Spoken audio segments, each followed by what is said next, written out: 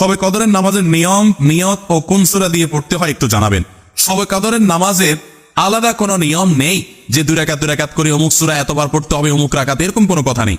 লাইলাতুল কদর বা শবে কদর হিসেবে রমজানের শেষ দশকের সবগুলো রাতে না পারলে বিজোড় রাতগুলোতে 21, 23, 25, 27, 29 এই রাতগুলোতে বিশেষভাবে ইবাদত বেশি বেশি করবেন। 2 রাকাত করে যত পারেন নামাজ পড়বেন, আস্তে আস্তে পড়বেন, ধীরে ধীরে পড়বেন, লম্বা লম্বা কেরাত সিজদা খুব ভালোভাবে করার চেষ্টা করবেন। যে কোনো সূরা দিয়ে পড়তে পারেন। সূরা যদি 1 রাকাতে কয়েকটা পড়েন বা একই সূরা বারবার পড়েন সেটাও করতে পারেন, কিন্তু নির্দিষ্ট কোনো সূরা পড়তে হবে নির্দিষ্ট কোনো নিয়ম নেই। এরপরে প্রশ্ন হলো, রমজানের প্রথম 10 দিন, মাঝের 10 দিন ও শেষের 10 দিনকে বলা হয় রহমত মাগফিরাত ও নাজাতের দিন। এটা কতটা সহি? তাহলে কি ওই দিনগুলোতে রহমত মাগফিরাত নাজাত পাওয়া যাবে নাকি বাকি দিনগুলোতেও পাওয়া যাবে?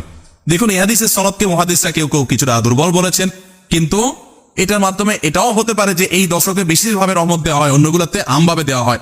এর মানে এই না যে অন্য দিনগুলোতে রহমত